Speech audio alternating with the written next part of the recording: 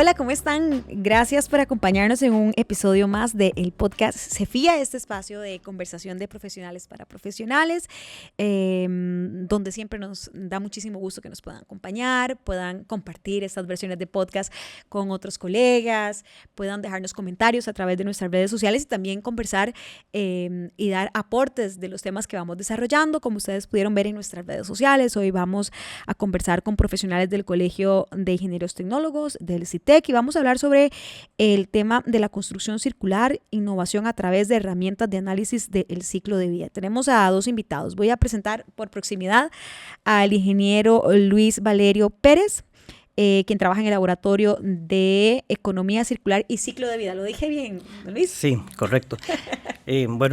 Muchas gracias, Jessica, un gusto, y Melissa también, pues compartir con ustedes, y gracias al Cefía también por la invitación. No, muchísimas gracias a ustedes. Estábamos antes conversando aquí de otros aspectos gastronómicos propios de Guanacaste y de otras zonas, y quedamos para seguir conversando ese tema después, ¿verdad? Y aprovecho para presentar a la ingeniera Melissa Díaz, que nos acompaña también, que es ingeniera ambiental, igual que don Luis. Melissa, gracias por acompañarnos y también apuntada, ¿verdad?, para ese otro proyecto que tenemos aquí de aspectos gastronómicos. Apuntadísima y antojadísima.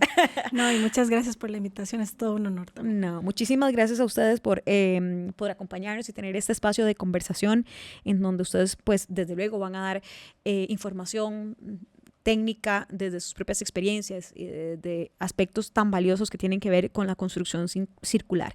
Entonces yo quisiera que a grandes rasgos puedan entre ambos dar esos conceptos generales de los procesos de construcción circular y sobre todo de la necesidad de que se haga esta transformación, ¿verdad?, de lo que hablábamos de la construcción o de la economía circular lineal hacia procesos circulares. Entonces, ¿cuáles son quizás esas definiciones? Empiezo con don Luis y Melissa, que podamos hablar de esos grandes conceptos y los beneficios que tienen.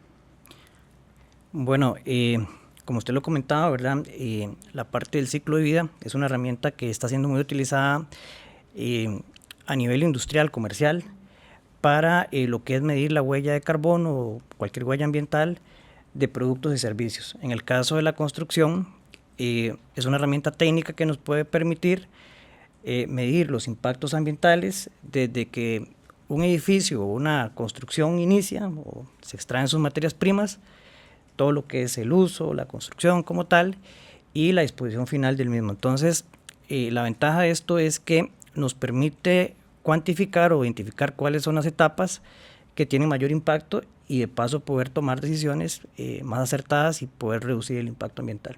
Bueno, y en la construcción es un sector en el que estos procesos son clave por lo que significan históricamente, Melissa, ¿verdad? Por el peso que tiene el sector de la construcción como generador, como utilizador de materias primas, ¿verdad? Y también de poder darle un valor distinto y optimizar los procesos y desde luego reducir, ¿verdad?, las huellas que vamos dejando en los procesos que antes nos mencionaba don Luis. Uh-huh. Sí, definitivamente en la construcción es pues todo un reto. Hay muchísimos factores involucrados, ¿verdad? Entonces no es fácil hablar de una construcción circular. Realmente me atrevería a decir que no hay una construcción 100% circular. Hay muy buenas iniciativas y hay mucho que se está haciendo tanto a nivel nacional como internacional. Pero poco a poco vamos en camino. El análisis de ciclo de vida es una de esas herramientas, como dijo Luis, que permiten entender este proceso y nos permiten también darnos una idea de dónde duele tal vez, o dónde está ese mayor impacto, dónde realmente puedo hacer un cambio significativo, ¿verdad? A veces pensamos, ok, no, si reduzco aquí o allá, pero tal vez el análisis de ciclo de vida sí me permite entenderlo y con una metodología científica respaldada a nivel internacional por las normas ISO, que nos hace tener la perspectiva sistémica de lo que está pasando y poder entonces así atacar, digamos, a donde duele, por decirlo de alguna forma. ¿Cuáles se han podido identificar esos principales puntos de dolor a modo general o son tan específicos como cada uno de los proyectos que se realizan? Va a depender mucho del tipo de construcción, pero bueno, el principal reto está en algunos materiales. Por ejemplo, el cemento es un producto que tiene un alto impacto ¿verdad? La industria del cemento es una industria energéticamente intensiva, ¿verdad? Entonces, el buscar esas alternativas para pues, producir cemento, ¿verdad? Con materiales alternativos, ¿verdad? Para producir energía, creo que por ahí está el reto. También uno de los productos principales también que tiene mucho impacto es todo lo que son metales, ¿verdad? Lo que es acero, hierro, ¿verdad? Que son muy utilizados en las construcciones. Entonces, pues sí, hay un reto importante a nivel de materiales y por otro lado, pues también hay un reto importante en lo que es la construcción, ¿verdad? Lo que es el manejo del agua, el manejo de los residuos, que siempre es un tema bastante complejo. Y también un reto muy importante es el tema del uso, ¿verdad? Y qué tecnologías podemos utilizar a la hora de utilizar el edificio para tener menores impactos, ¿verdad? A nivel de consumo de agua, a nivel de energía, ¿verdad? El tema de residuos, ya cuando, por ejemplo, las personas ya están utilizando la edificación. Y pues todo el tema también de reparaciones, mantenimiento, que son muy importantes. Desde el aspecto que ya usted adelantaba, que tiene que ver con tecnologías y procesos de innovación, ¿cómo va eso avanzando en el país desde la óptica de ambos, ¿verdad? ¿Cómo avanza? Porque no es un problema solamente nuestro, es un problema regional. Somos un país que necesariamente depende en su mayoría de la importación de productos, ¿verdad? Llega aquí el producto, ya lo tenemos, no necesariamente podemos velar sobre ese producto o tratar de mitigar desde esa producción, porque nosotros al final aquí somos consumidores e importadores. Entonces, desde ese punto de vista, la tecnología y los procesos de innovación, ¿qué rol juegan y cómo los han identificado ustedes precisamente para empezar a cerrar ahí el círculo de lo que antes era lineal? Bueno, hay materiales críticos, ¿verdad? Como dijo Luis, cemento y acero. En el caso de cemento que sí producimos aquí, pues la industria ha avanzado muchísimo, ¿verdad? Tenemos 2 cementeras muy importantes, por no decir nombres, pero que ellas han invertido, y no solo a nivel nacional, sino a nivel internacional. Tienen todo un departamento de investigación y desarrollo y respaldado por estas metodologías que hablamos, análisis de ciclo de vida y demás. Entonces ellos constantemente y también influenciados por su casa matriz, entonces están implementando y ya está a disposición de los consumidores productos alternativos más bajos en huella de carbono, por ejemplo, o con una menor huella ambiental. Con estos, ¿verdad? Etiquetas que conocemos como eco, green, ¿verdad? Con ese tipo de marketing, para diferenciarlos de productos tradicionales. Entonces, tal vez pensamos que Costa Rica avanza muy lento, pero en realidad sí hay mucho esfuerzo detrás, sí hay muchos productos. Bueno, también don Luis conoce uno de cerca que me imagino que va a hablar, Resinate, ¿verdad? Es uno que también nace en Costa Rica como una alternativa, ¿verdad?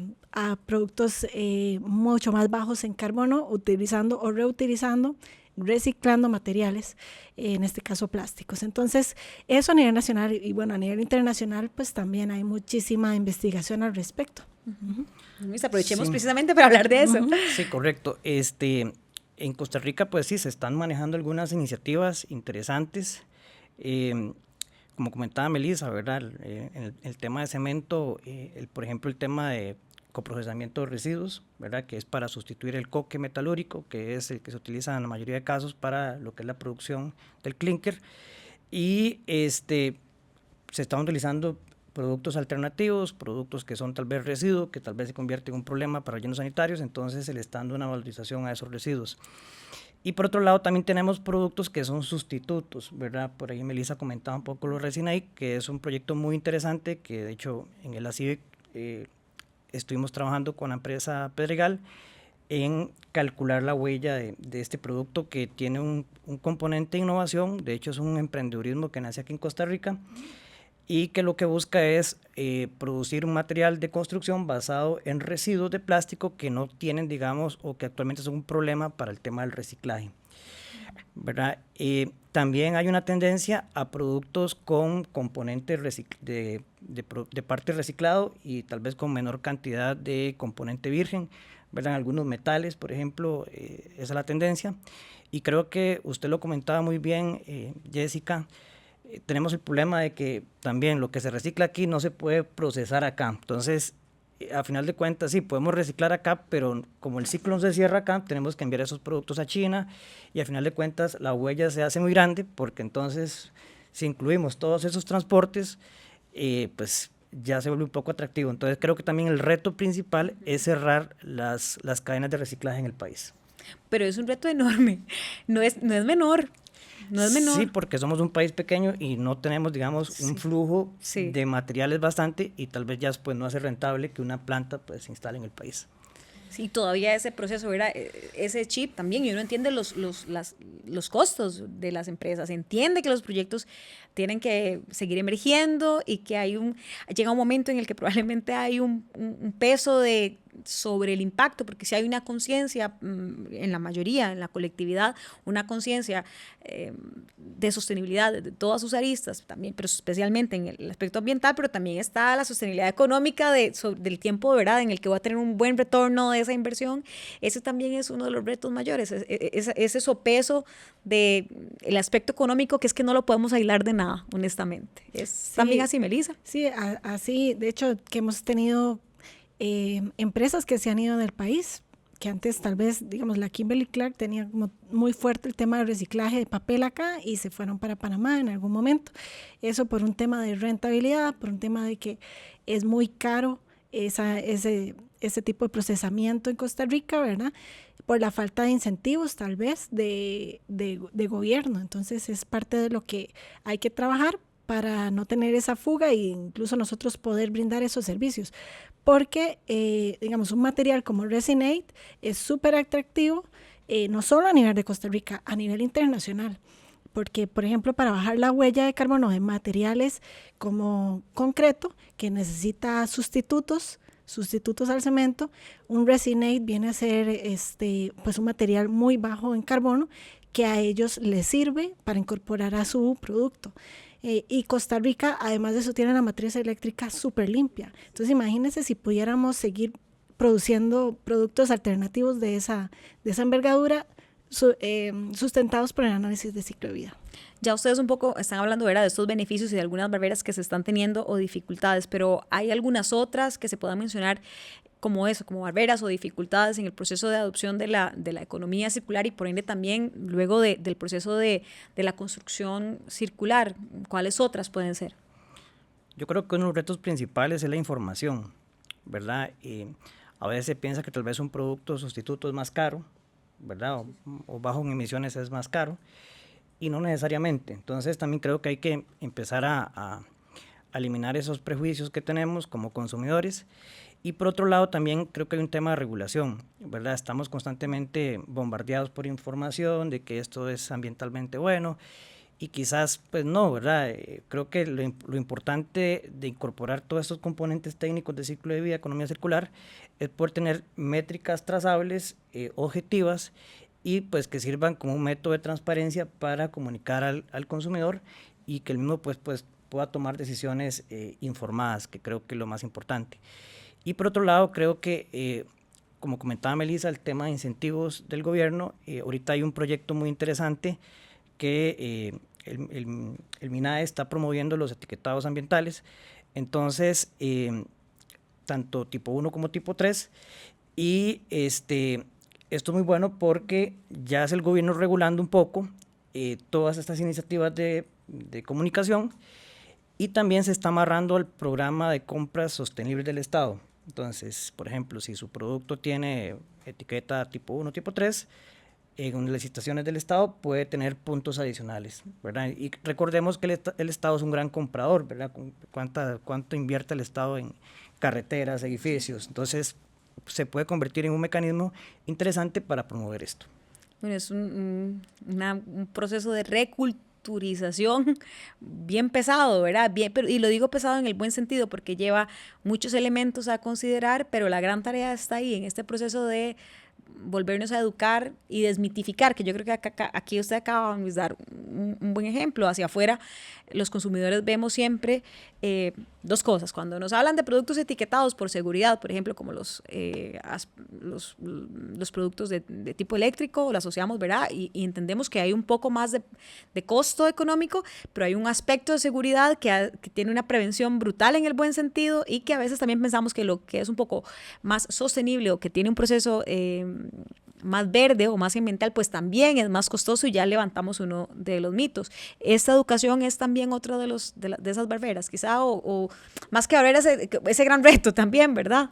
Sí, y bueno, otra que yo pienso es esta parte de cómo hacemos que, por ejemplo, las pymes de este país, que son más del 80% de la producción nacional, tengan acceso a esas herramientas. Justo dentro del programa de etiquetado ambiental y MINAE, sí se han hecho esfuerzos para entender cómo democratizar tal vez estas herramientas a las pymes. Porque la verdad es que hay otra barrera que es el tema de los costos. Estas etiquetas, la tipo 3, que es de análisis de ciclo de vida, involucra una verificación de una tercera parte, involucra también, no es consultor especializado en análisis de ciclo de vida, y los costos, no solo a nivel de Costa Rica, a nivel internacional, son muy altos para pymes, ¿verdad? Entonces, sí, es parte de lo que el gobierno está en este momento investigando, cómo democratizarlo incluso para hacerlo de mayor acceso y que cada vez más la industria vaya tomando decisiones informadas con estas herramientas. Así es, bueno, es que hay retos por todas partes, pero lo bueno es que están haciendo muchos esfuerzos, ¿verdad? Y muy específicos, como el laboratorio, como las pymes, como los profesionales que en realidad quieren avanzar hacia eso. Y no solamente es que quieren, sino que están convencidos, pero además es la necesidad real que existe en nuestro país y fuera de él. Vamos a hacer la primera pausa para regresar y seguir conversando sobre la necesidad de hacer esta transición hacia la construcción circular. Hacemos la pausa y volvemos.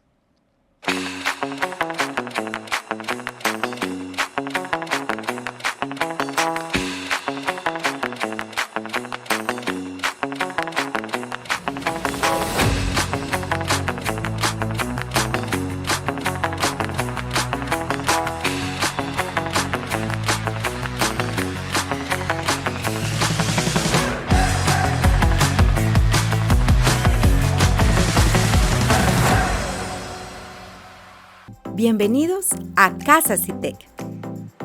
Casa CITEC cuenta con espacios ideales para el desarrollo de sus negocios y formación continua. Posee un aula de capacitación, Aula Azul. Contamos con 3 salas de reunión. Además, disponemos de espacios de coworking. Poseen facilidades para el éxito de su actividad. Casa CITEC es grandes negocios, conocimiento y productividad. Contáctenos.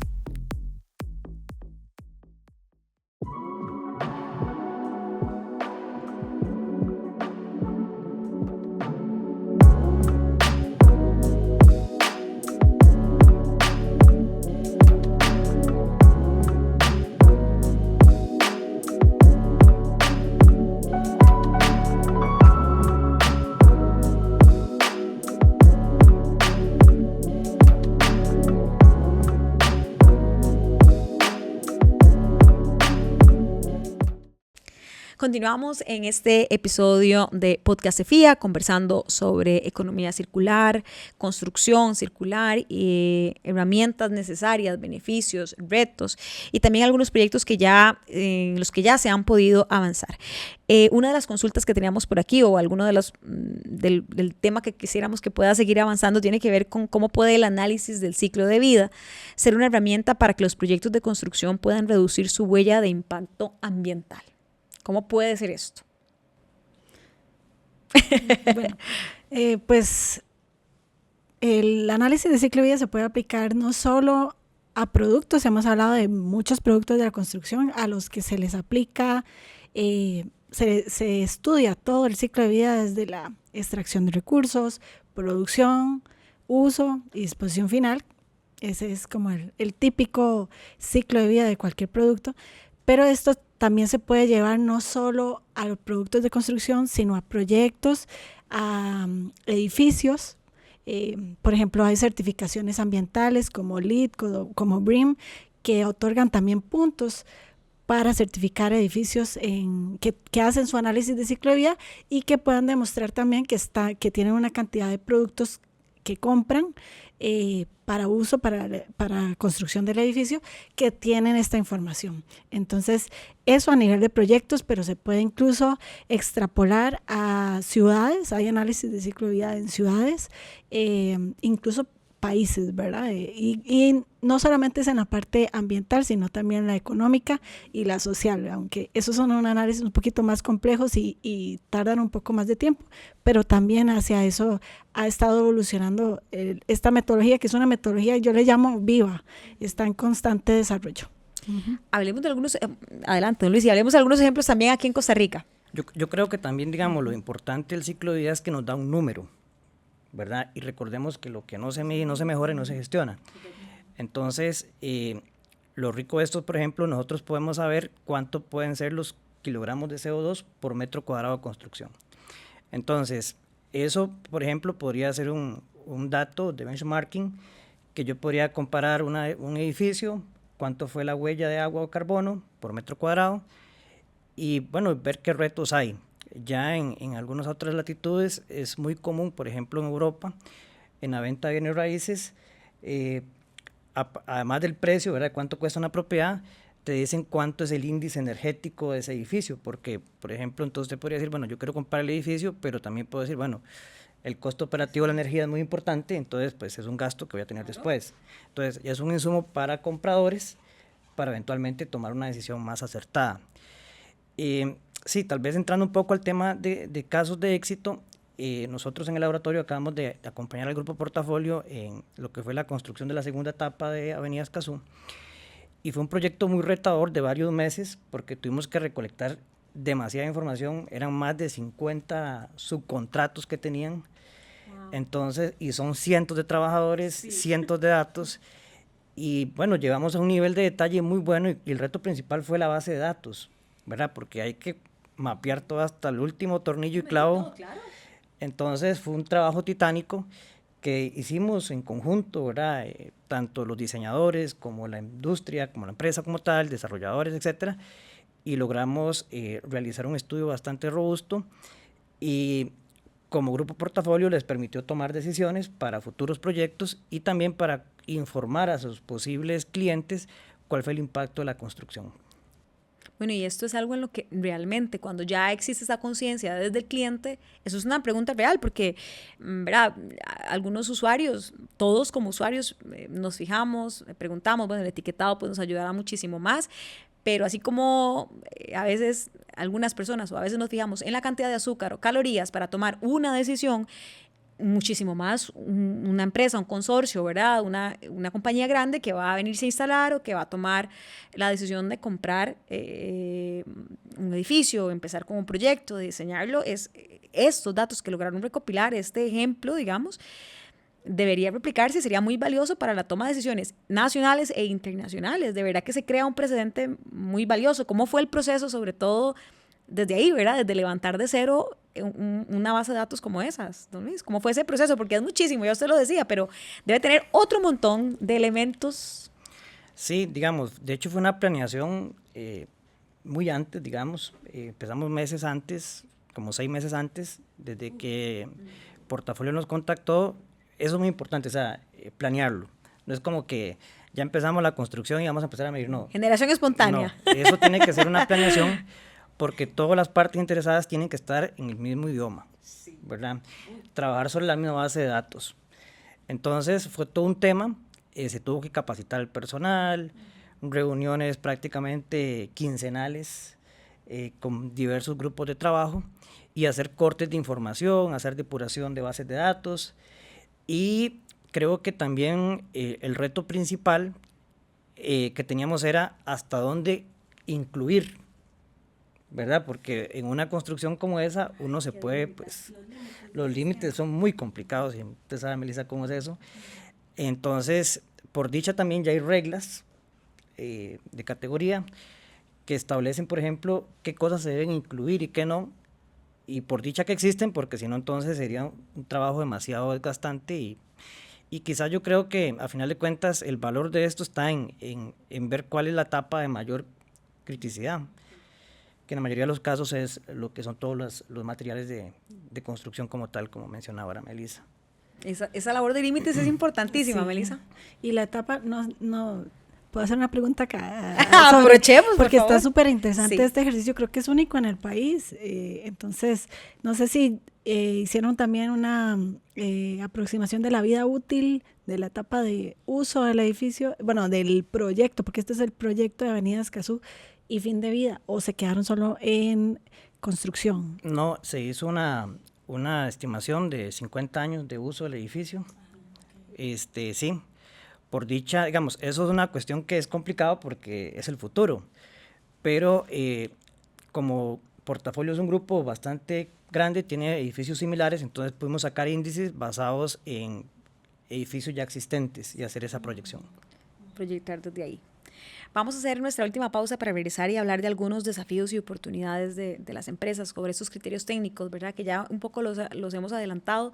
Qué valioso también, ¿verdad? Que podamos estar hablando de un proyecto donde hay una participación de profesionales costarricenses de altísimo nivel, dejando este precedente tan valioso, ¿verdad? Que no solamente tiene una arista. Alguien puede pensar, bueno, sí, fue muy importante para el desarrollador, para el diseñador, para el constructor, para el ejecutor. Bueno, no, es que al final hasta para el usuario, para el país, y aunque a veces pensamos y entendemos que somos tan chiquititos, si todos pudiéramos replicar de alguna manera esto en otros lugares, pues las condiciones serían distintas. Así que vamos a hacer la pausa para que vengamos ya hacia el cierre sobre desafíos y retos del sector. Bienvenidos a Casa CITEC. Casa CITEC cuenta con espacios ideales para el desarrollo de sus negocios y formación continua. Posee un aula de capacitación, Aula Azul. Contamos con 3 salas de reunión. Además, disponemos de espacios de coworking. Poseen facilidades para el éxito de su actividad. Casa CITEC es grandes negocios, conocimiento y productividad. Contáctenos.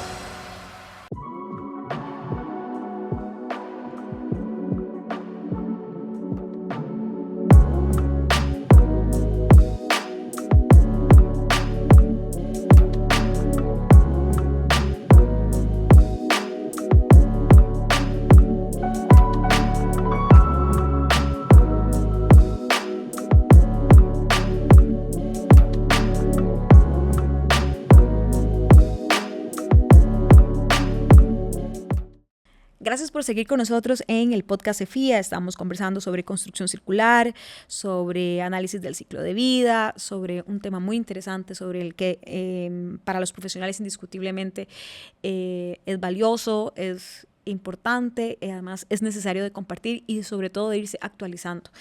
Ya hacia el cierre yo les iba a preguntar sobre los desafíos y oportunidades desde el punto de vista técnico.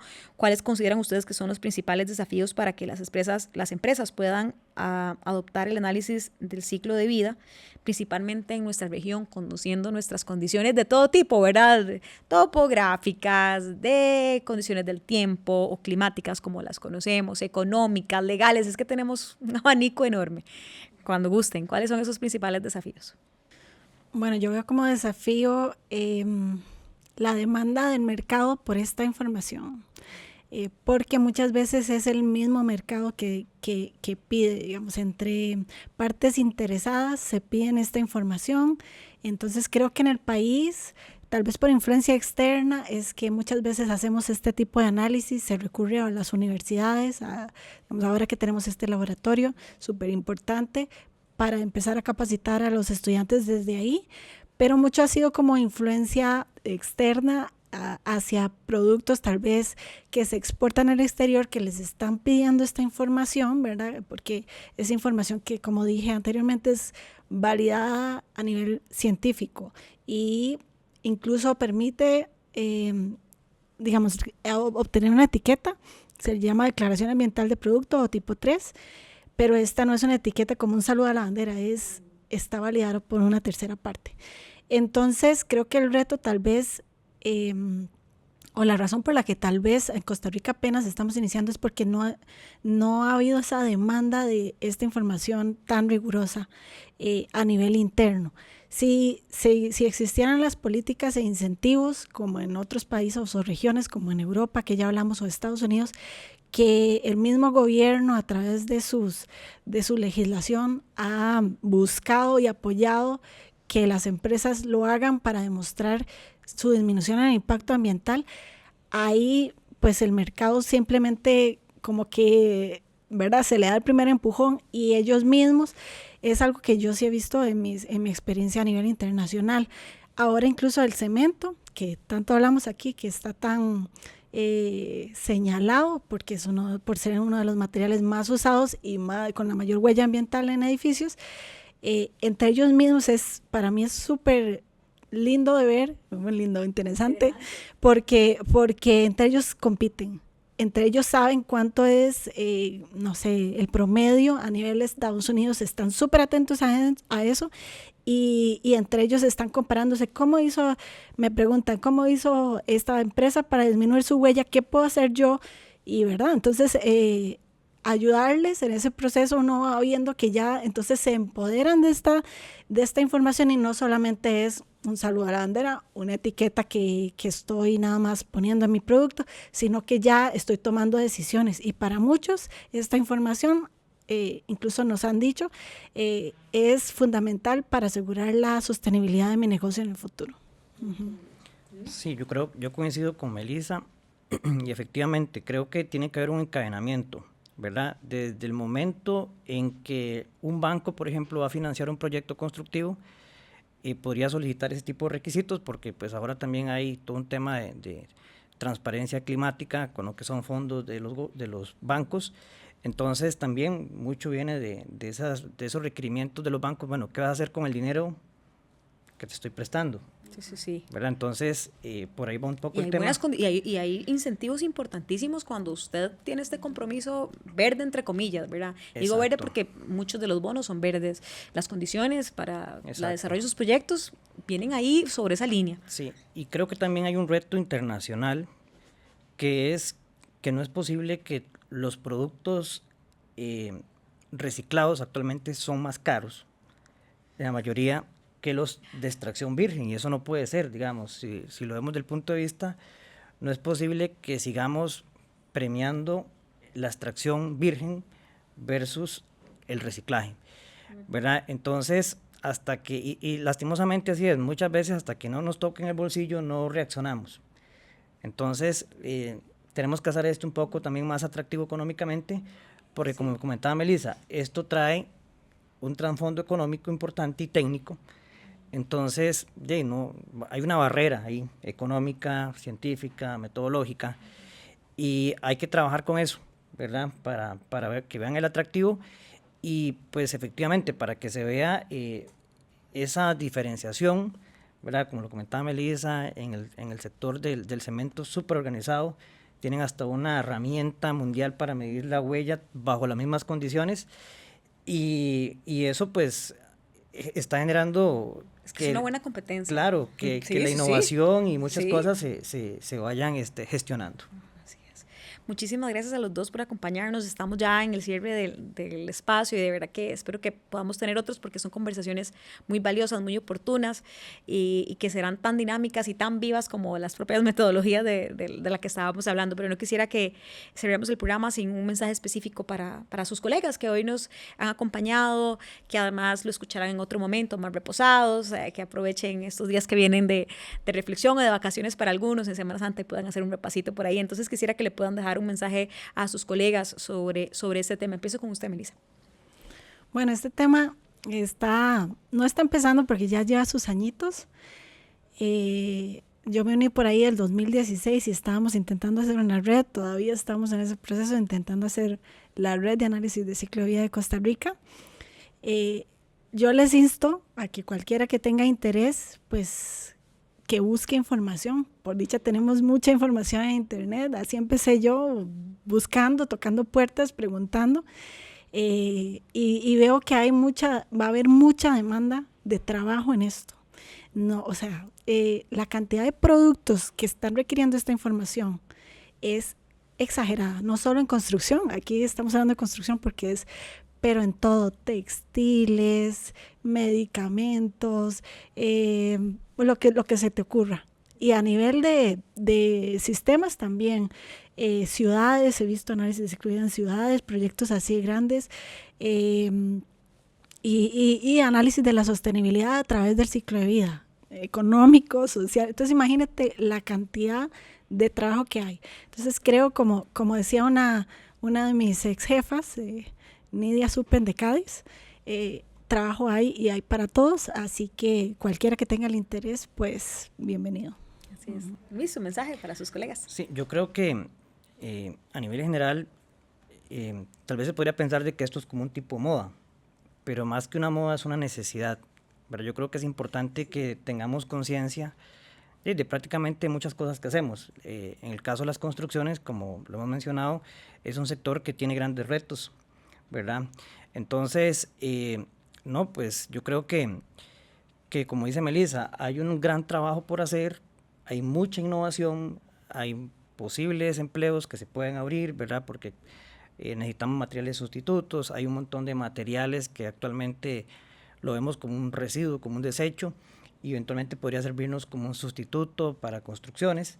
Entonces creo que hay una gran oportunidad y creo que si todos nos centramos en esta sintonía, podemos generar cambios importantes, ¿verdad? Entonces, pues sí, creo que ya es algo necesario y que tomemos conciencia, porque todos necesitamos dónde vivir y todos necesitamos algún tipo de infraestructura para poder desarrollarnos. Y hacia atrás ya no podemos, o sea, no hay forma, aquí sí es cierto que para atrás no se puede, tiene que ser todo hacia adelante, entonces a que se puedan unir, no a una tendencia como decía don Luis, no a una moda, sino a una realidad a la que estamos atendiendo al paciente, para ponerlo en símil o metáfora, ¿verdad? Médica, a un paciente que nos llegó enfermo, que necesitamos darle calidad de vida y que queremos que los años pues cada vez sean mejor y que los siguientes, sus nuevas generaciones pues vengan sin este problema de salud, que también termina siendo un problema de salud. Así que les agradezco muchísimo, de verdad, a los dos el tiempo y espero que también hayan disfrutado de esta conversación. Muchísimas gracias a ustedes y gracias también por habernos acompañado en este episodio del podcast CEFIA.